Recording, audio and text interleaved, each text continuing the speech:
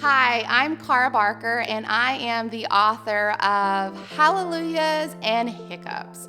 It is a 100-day devotional journal for everyone. I'm so excited about this book because you will find something special for you.